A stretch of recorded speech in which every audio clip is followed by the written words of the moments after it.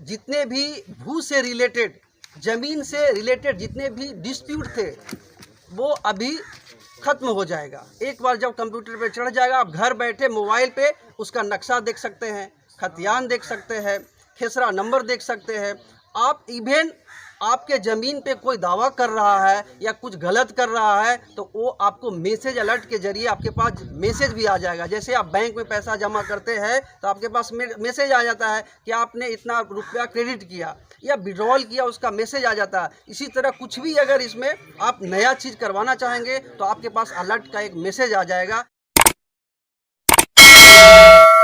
नमस्कार, आप देख रहे हैं विंसम इंडिया और इस वक्त मैं पैगंबरपुर पंचायत में उपस्थित। तो आप सभी को पता है कि बिहार सरकार एक नई स्कीम लेकर के आई है कि जो भी ज़मीन है उसका अब डिजिटल दुनिया आ चुका है। डिजिटल दुनिया के माध्यम से ज़मीन का सर्वे हो रहा है।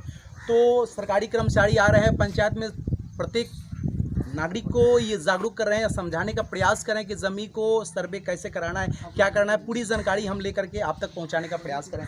सर, सबसे पहले आपका स्वागत है। Thank you. आप ये बताइए कि आप लोग यहाँ पर आए, उपस्थित हैं, पूरे आम सभा बैठाए हुए हैं, क्या प्रोसेस है, क्या कर रहे हैं, इसके बारे में थोड़ा डिटेल्स समझाने का प्रयास कीजिए। मैं अमरिंदर कुमार, विशेष सर्वेक्षण बंदोबस्त पदाधिकारी, बनियापुर अंचल। मेन रूप से हमें विशेष सर्वेक्षण एवं बंदोबस्त के बारे में ग्राम सभा करवाए हैं, इसी के बारे में हम लोग को जानकारी देना है।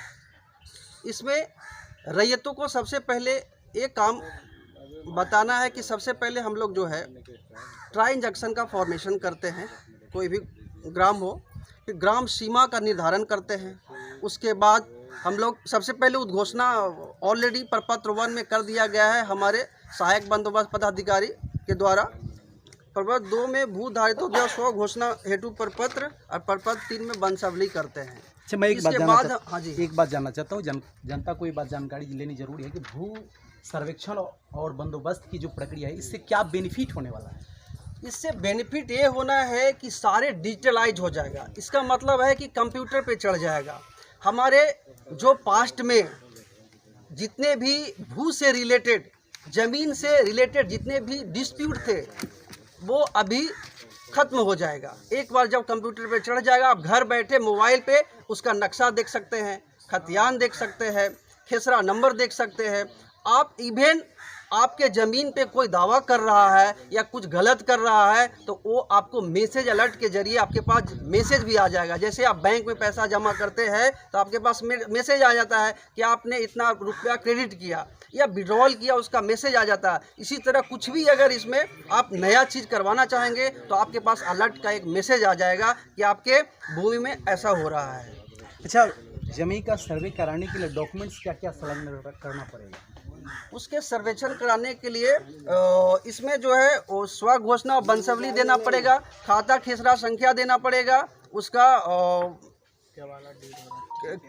सेल डीड देना पड़ेगा, उसका लिस्ट देखा, खतियान का अगर नकल उपलब्ध हो तो वो दिया जाएगा और हमारे अमीन साहब उसके डिटेल्स में बताएंगे क्या क्या चाहिए। अच्छा, प्रत्येक गांव में, प्रत्येक पंचायत में अलग अलग अमीन साहब होंगे जी। तो जिन लोगों को अपने अमीन साहब के बारे में जानकारी नहीं, उनसे संपर्क कैसे बन पाएगा?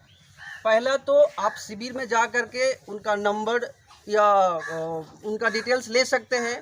आपके गांव में वो खुद आएंगे, और नहीं तो आप घर बैठे चाहते हैं कि उनका नंबर मिले, शिविर प्रभारी का नंबर मिले या कानूनगो साहब का नंबर मिले, तो हमारा एक साइट है directorate of land records and सर्वे। आप गूगल पे जाएंगे, अपने फ़ोन के माध्यम से DLRS डालेंगे तो आपका वो एक पेज खुलेगा। उस पेज पे जाना है, उस पेज को फिर ओपन करना है और उसको नीचे में जाएंगे, उसमें जो पब्लिक का सेवाएं हैं, सर्विसेज है पब्लिक के रिलेटेड, उसमें जाएंगे तब अंचल अपना सेलेक्ट करेंगे। सबसे पहले जिला सेलेक्ट करेंगे, अंचल करेंगे, फिर अपना पंचायत सेलेक्ट करेंगे, मौजा, उसमें आप सर्च करेंगे, पूरा उसमें आ जाएगा कि आपके एरिया में, आपके पंचायत में उद्घोषणा हो गया है, ग्राम सभा हो गया है, अभी का स्टेटस क्या, अभी क्या होने वाला है, आपका अमीन कौन सा, उनका नाम क्या है, नंबर क्या है, आपका कानूनगो का नाम, नंबर क्या है, आपका बंदोबस्त पदाधिकारी का विशेष सर्वेक्षण बंदोबस्त पदाधिकारी का नाम और नंबर क्या है, सारे आपको मिल जाएंगे वहाँ से। जो लोग समझते हैं इस बात को, डिजिटल दुनिया में हैं, उन लोग तो बात को आसानी से समझ जाएंगे, लेकिन जो लोग नहीं समझ पाते हैं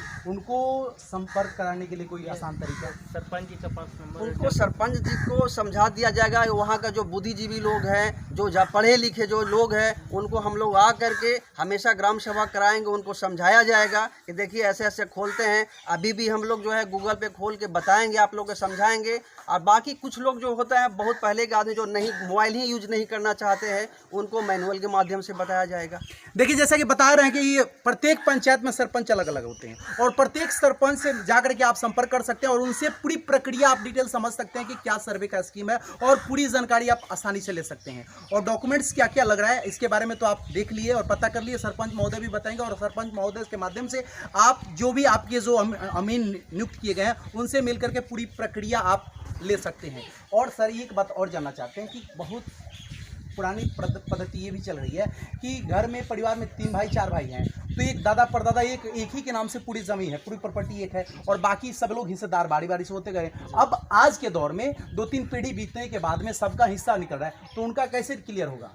बनसबली जो है इसीलिए बनाया जाता है, जिनके नाम से ज़मीन था उनके बाद में सपोर्टेड एक के नाम से ज़मीन था, ठीक है, रजिस्ट्री था, फिर एक का कितने बच्चे हुए वो ऐसे करके 4 बच्चे हुए, 4 बच्चे लिख दिए, फिर 4 बच्चे का उनमें से कितने बच्चे हैं, कोई का निसंतान है, वो सारे डिटेल्स लिखे। प्रजेंट जब तक कि अभी प्रजेंट स्थिति में जिनका नाम आ गया सपोर्टेड, आप जो है बनसबली दे रहे हैं, आप अपने नाम से अकाउंट खुलाना चाह रहे हैं, तो आप अपने के पहले तकला पूर्वज का नाम, उनका कितने बच्चे थे, उसके अनुसार देना है। उसी के आधार पे हम लोग डिस्ट्रीब्यूट कर देंगे कि इनका ज़मीन इतना होना चाहिए। अच्छा, एक और बात, मान लीजिए कि दादा की प्रॉपर्टी जो है दादा के नाम से, वो तो वंशों को बराबर मिलती जाए, लेकिन दादा हो सकता है कि दादा 2 भाई हो, 3 भाई हो और बड़े दादा के नाम से और छोटे दादा के नाम से ना हो, तो उनके वंशों को कैसे मिलेगा?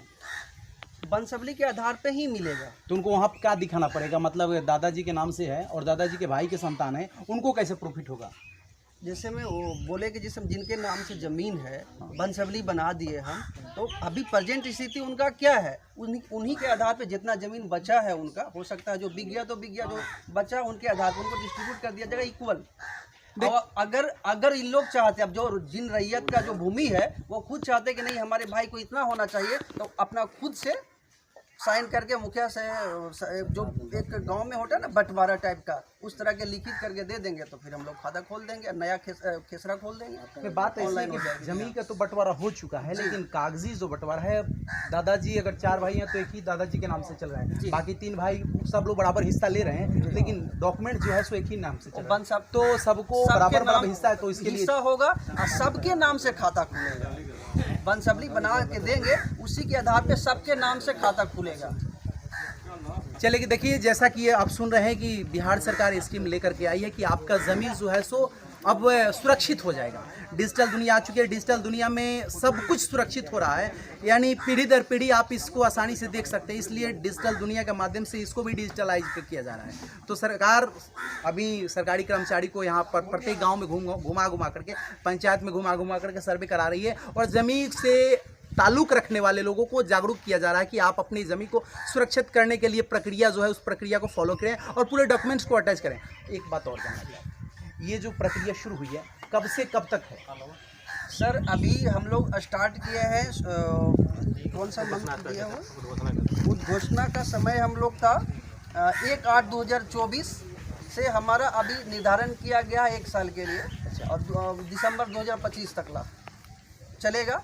पर इसके बाद सरकार फिक्स टाइम नहीं है, जैसा सरकार का ये हो, अगर हमारा सर्वे 1 साल के अंदर में कंप्लीट हो जाता है तो ठीक है, नहीं होगा तो फिर ऊपर से जो जैसा आदेश आएगा उसके अनुसार काम किया जाएगा। यानी सरकार अब चालू कर दी है नियम, अब जो लोग ज़मीन वाले हैं उनको अपना अपना ज़मीन को सुरक्षित करने के लिए सर्वे कराना ज़रूरी है।